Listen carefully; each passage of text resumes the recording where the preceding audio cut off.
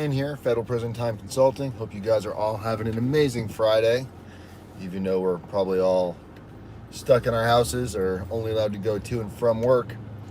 But nonetheless, hope you guys are having a decent day and making the best out of this horrible situation that we are all going through. But we do got to try to look at the upside, the silver lining, and a lot of what's going on in today's world and the chaos. And many of you might have seen today that the Attorney General is suggesting that nonviolent federal inmates are potentially released from prison to a home confinement type of situation to finish out their obligated sentence from the BOP. So what does that mean? What is that going to look like? We've been hoping this was going to happen. A lot of states and counties have already started doing this, releasing nonviolent offenders. So is the BOP actually going to do this? What's the time frame going to be like? And where are they going to start? So we know as soon as this information circulates into the prison system, which it will very, very soon, the minute that they hear the Attorney General is suggesting for the Bureau of Prisons to release, they are going to immediately get flooded with requests from inmates that think that they should be the ones getting released. So there is a lot of to think they are the ones that should get released. 50s, I would say late 50s to 70s.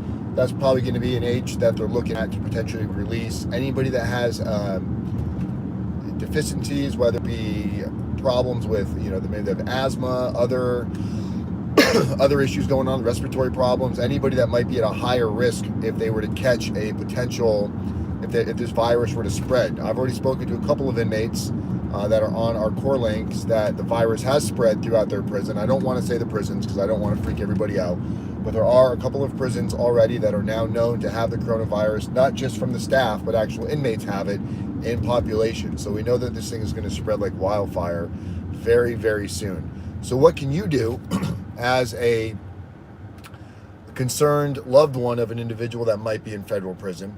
This is what Tom Root and I have been working on for the last couple of weeks. We've been really focusing on trying to get individuals released through a compassionate release program, having these motions created, having them submitted, going to, and a lot of you've asked, well, how does the compassionate release work?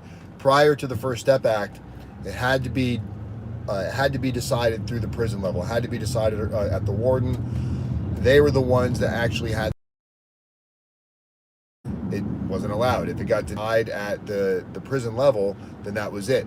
At the BOP level. Now with the First Step Act, things can actually go back to your sentencing judge. So there's a much better protocol now for getting individuals having them have the potential to have compassionate release. Some of you saw a video we did a few weeks ago where we had a nice lady that we actually were able to assist with her getting compassionate release. She was released the day after Christmas. It took us about 2 months for that process to take place.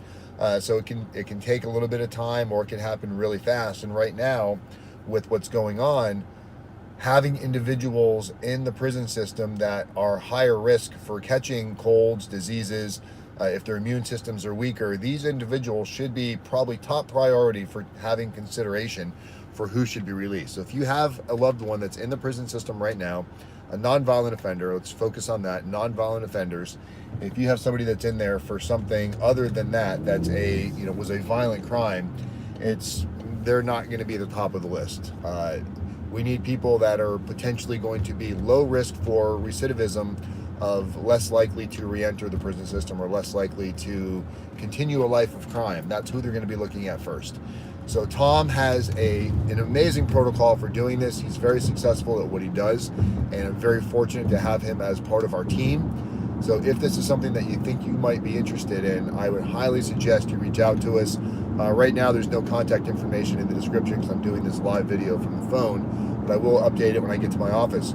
But you can reach me. My email is dan@federalprisontime.com. My cell is 509-434-4695. You can also visit us on the web at www.federalprisontime.com. A lot of your questions can be answered there. But we really want to be able to help these individuals in this time of need. And we've already all been in agreement that most nonviolent offenders probably don't need a lengthy prison sentence. There's many individuals. We had a lady reach out to us yesterday. Her husband has been down for almost 20 years. He still has 10 years left for a nonviolent marijuana charge. And they just used to treat these crimes much different in the past. So if this is something that we can help you facilitate to bring your loved one home a little bit sooner, get them in a home confinement type of situation where they can start working again, start contributing to the family, start spending time with the kids, that's kind of what this whole goal in place that we're trying to do right now. So guys, reach out. Don't think that you're alone. Right now, the Attorney General is recommending that the BOP starts considering releasing nonviolent offenders. We don't know what that's going to look like. We don't know when it's going to take place, but we know the longer that this pandemic continues to shoot through our society right now, our economy, and the prison system is going to be a huge weakness for this virus, as there's just no way to really keep people separated in a prison system. Too many inmates locked into these confined areas without the proper ventilation, without the proper cleaning utilities. They don't have the masks, they don't have the hand sanitizer.